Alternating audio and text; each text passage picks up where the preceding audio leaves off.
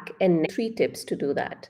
So, for those of you who don't know me, my name is Swati. I'm an executive mom power coach. So, I help mom who work at executive levels to manage the physical challenges of motherhood. Now, there are lots of physical challenges that moms come across. Um, well, starting from pregnancy to running after your toddler. Now, this could or going to soccer games with your kids. This could be anything from back pain to neck pain to a weak pelvic floor, incontinence, and a poor posture. So, and now when you're working, and especially working at executive levels, obviously you don't have so much time to pay attention to these challenges, these physical changes, these back and neck pains. So I help you manage these while you juggle your professional and personal life. Alrighty, so going back to the topic for today, how to sleep when you have back and neck pain. 3 tips. So, basically, why is it important to know how you're sleeping, right? When you go to bed, you just go to bed and sleep and you wake up. No, it's actually very important to know what position you're sleeping in, what is your posture when you're sleeping, because if you have had neck or back pain, you might be one of those people who go to bed, they're perfectly fine or relatively fine in terms of their neck or back pain. And when you wake up in the mornings, you feel really stiff. You feel that your something has happened in the night that has aggravated your back pain.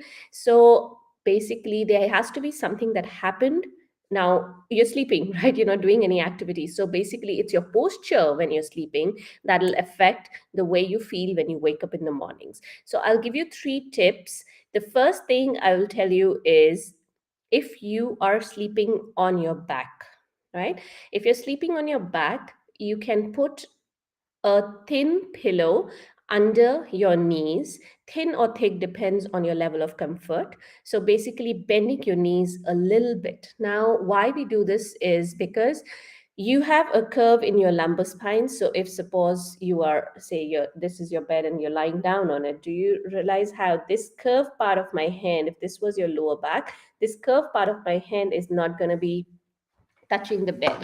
So if this was your bed and you're sleeping here, you see the curved part here is not touching the bed at all. So these muscles are not able to relax completely. But the moment you bend your knees, the lumbar curve, the lower back curve, tends to flatten out a little bit, and then your bed can support these muscles well. And these muscles are able to relax completely. This is especially true when you have back pains or muscle spasms or tightnesses around your back. So try it out tonight and see how you go. Another thing is, if you're sleeping on your side.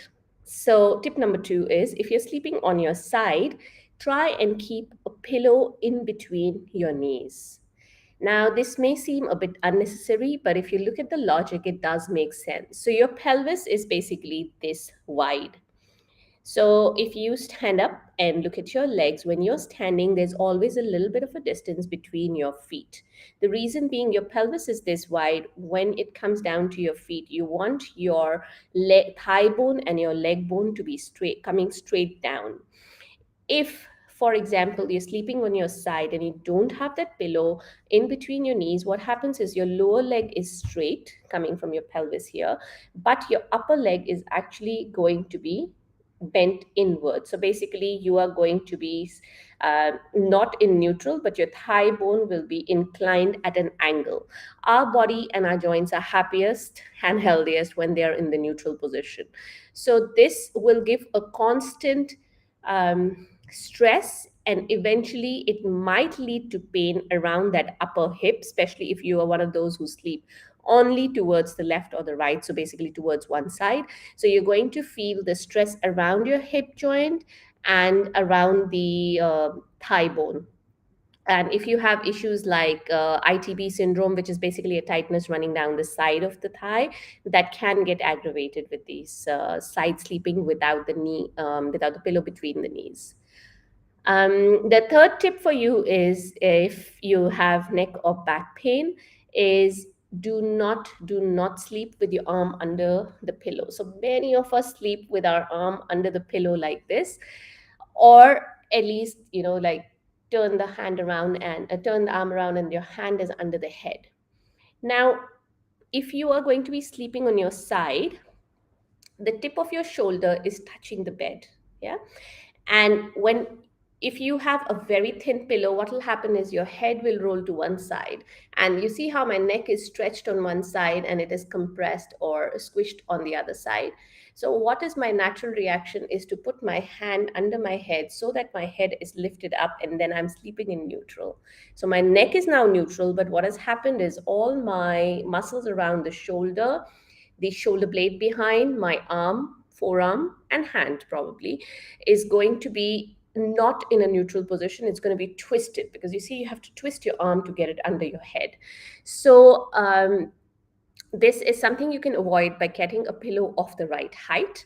So, your pillow, if you're a side sleeper, your pillow should be the width of the tip of your shoulder here to the tip of your ear. So basically this wide. For me, it's this wide. If you're somebody with broader shoulders, it'll be wider for you. If you're somebody who's a petite frame, your pillow is probably going to be thinner. So have a look at the link I'll leave in the description of this video. It leads you to my website, and then I have listed down some pillows that I have used personally and quite like them. So you can have a look and see if you like them. You can go there. If not, no biggie. And if you're already using a pillow, I would recommend the contour pillows. You'll be able to see it on the website. If you use the contour pillow, it is even better because it gives you a good support around your neck. These were the three tips. So basically, if you're sleeping on your back, if you're sleeping on your side, and then about your hand under your head.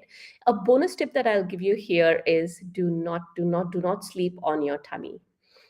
If you are in a habit and you're one of those who can only sleep when you're on your tummy, I understand it's difficult, but try and make those little shifts towards side lying or lying on your back if possible. Maybe start with your afternoon naps and then translate it to your nighttime sleep.